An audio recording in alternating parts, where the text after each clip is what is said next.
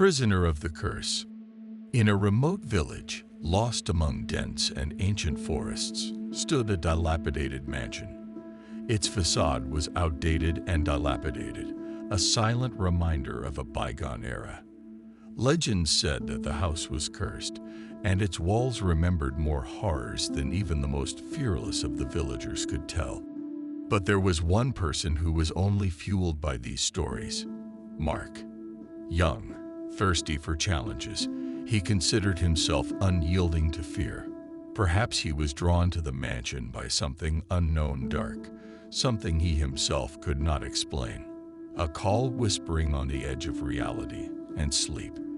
And so, when the sunset dissolved into gray clouds, Mark stood for the first time in front of the massive door of the cursed house. As he stepped over the threshold, he was overcome by the icy breath of the place, as if the building itself was welcoming him, not as a guest, but as prey. The floorboards creaked wearily, and the air, thick and heavy, seemed to be trying to squeeze the strength to live out of him. Nevertheless, he stepped forward, not suspecting that the night would be a turning point in his life.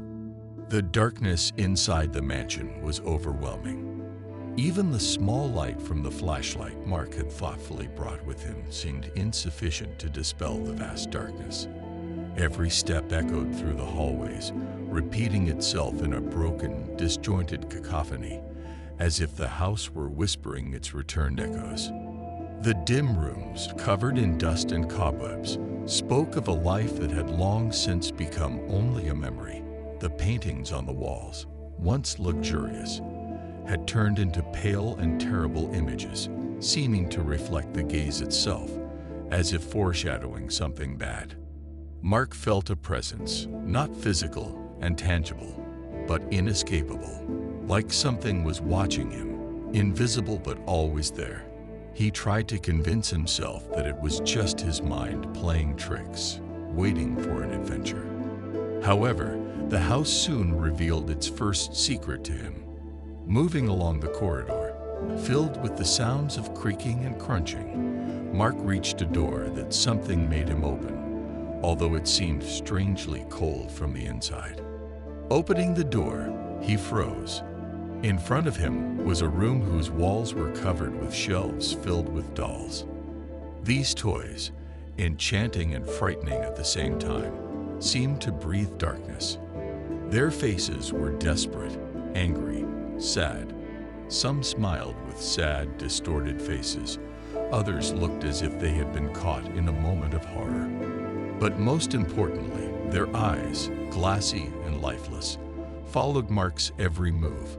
It was as if the entire room had come alive with a thread.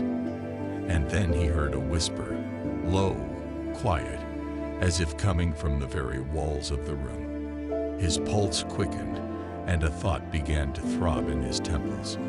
He is not alone here. One of the dolls, sitting in the center of the large table, attracted his attention more than the others. It was a doll of a little girl, pale, with sad eyes, as if crying for help. The expression on her face made Mark freeze in an unshakable feeling that there was a tragedy in her. Mark couldn't help but pick up the doll carefully. At that moment, an icy whisper pierced his mind. He stepped back, trying to collect himself, but the voice was persistent. "Free me." A quiet, ghostly voice belonging to a girl filled the room. Mark felt a chill, stronger than before. At first it was panic, but then, in this strange request, he felt something more: sincerity. He saw an old diary next to the doll, dusty and covered in signs. Its pages were covered with words in a language he did not understand, but felt as if he had always known. An inner impulse guided him like a guiding star. He began to recite spells, almost without realizing it. The room was filled with dark shadows, fluttering around, filling the entire space with an impenetrable curtain of horror. The silence gave way to muffled screams, smeared with whispers. With each spoken word of the spell, the shadows retreated, the room filled with a strange light. The doll in his hands began to crumble, melt, and its glass eyes closed forever.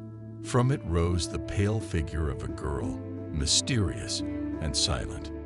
Her face was calm, almost grateful. Only then did Mark realize that he had freed his soul from its tormented stay inside this ugly creation. But something snapped at the other end. Mark lost control of his body. His strength was leaving him, and the house groaned, as if the entire building were a living being reacting to the destruction of its magical foundation. The walls shook, the floor began to crack. He knew he would never go outside again. The curse needed replacing. The house locked Mark in its chains. Now he was part of the curse itself, a gatekeeper between the human world and the long-awaited peace. He no longer sought a way out. He became the new protector, with no right to escape. But his act was not without heroism. Before the house finally closed its doors behind him, Mark wrote a note, leaving it on a cracked table by the entrance. "This house is cursed. I freed one soul, but I stayed here to save others. Go away before it's too late."